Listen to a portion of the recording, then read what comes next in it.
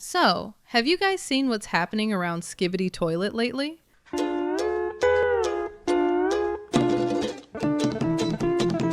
The fandom is literally in shambles, but instead of an actual decent breakdown of the situation, all we get is tons of shameful clout chasing. Just look at this screenshot. All these channels with millions of subscribers suddenly rush to act like experts and defenders of justice. But let's be honest, nobody is telling the truth, and both sides are to blame for this absolute shit show. The greedy bloggers and you, the viewers. As long as you keep giving this circus views, you will never win. Let's break it down. People like Law by Mike were never interested in actually helping anyone. They just profit off other people's franchises. They don't give a single crap about defuck or who stole his rights. Everything they want from this topic boils down to the exact reason they even opened their mouths in the first place. Money, clicks, and clout. They see high engagement and they just hop on the bandwagon, wrapping basic legal facts into a sensationalist package. It's just business, nothing personal. But while you expect this from corporate suits, seeing it from our own makes me sick. Now, let's talk about the ones who call themselves the heart of the community. Look at Ibio, Iron Cameraman, and all the other giants. Yeah, I'm a tiny channel, and I'm openly biting the million sub creators right now because I am sick and tired of staying quiet. What they used to do. For years, they analyzed the lore, built theories, and grew their channels on it. What they do now. Now that the series is dying, they've turned into literal parasites. They churn out the exact same completely made-up videos while hiding behind holy slogans like, "We want to help the creator. We will bring the series back to defuck." Guys, that is pure, unadulterated piss in the eyes of your audience. You are fucking hypocrites, draining the very last drops out of a dead fandom. Your videos won't help anyone or anything. All you do is breed tons of toxic noise that finishes off the community. You are the ones who killed it, and you will be the ones to bury it. People in my chat clocked it right away. The whole Mike situation is just a blatant traffic farming scheme. The guy's been tanking lately, barely getting any views, so creators like Iron Cameraman are just milking it for clout. They've got this army of literal kids who'll swallow whatever absolute garbage they're fed. It's honestly gross. The whole thing is just a massive shit show. Lawyer? Give me a break. Have you seen his site? The reviews are non-existent, and his channel is purely tailored to farm views from kids. It's total trash, man. The truth is, guys like Iron Cameraman know their time is running out. They're just milking the last drops for whatever they can get, because their content on any other topic doesn't even hit half the views of their Skibidi videos. Then you've got Law by Mike. He won't be able to cover this properly. His videos aren't even 20 minutes long. He's just going to scratch the surface. And people seeing this for the first time will miss the whole ugly truth about Invisible, meaning the hype is going to die out fast. As for the Skibidi comeback, the only real play was the one Defuck Boom teased himself. His idea was to have a 24 pick up the franchise, which actually makes sense. A 24 loves off-the-wall stuff. But let's be real, it's a massive gamble. Skibidi has basically faded into the background now. Nobody's going to line up for a movie like that at this point. Skibidi Toilet became a ghost town a long time ago. Defuck Boom couldn't keep up the upload schedule. And while fan projects were filling the void, everything changed when Emergency and other stuff dropped. Now those fan creators have moved on to their own original projects. For the average fan, the Skibidi hype is dead. And then you have YouTubers calling every random thing the new Skibidi, which just forces these annoying comparisons that nobody asked for. The Skibidi tubers are getting toxic as hell. Take that Russian YouTuber, Dr. Combat, for example. He's straight up labeling anyone who thinks Skibidi is dead as trash. They're trying to create this echo chamber where everything is fine and pretend it's not dying, acting like it's just gonna bounce back any day now.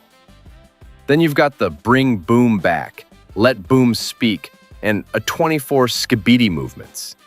It's just the same recycled ideas fed to us over and over by these creators. Take Let Boom Speak. They were pushing for Alexia to be allowed to speak out, But that whole thing was absolute nonsense. It would have been a PR nightmare that'd tank Invisible's reputation. No sane company in their right mind would ever greenlight that. I'm one of the few toilet animators who hasn't hung up their hat yet. I'm still in the trenches, still doing this. To be honest, this stopped being just a hobby a long time ago. It's become a part of who I am. But watching this fandom wither away right in front of me, it's just heartbreaking, you know? What really gets under my skin are those channels. They're like fucking leeches, latching onto a half-dead franchise, pumping out 4 videos for every single minor update. 4 videos, man! Just for that! For me, that's 1 or 2 months of sweat, tears, and grinding with my team. And the kicker?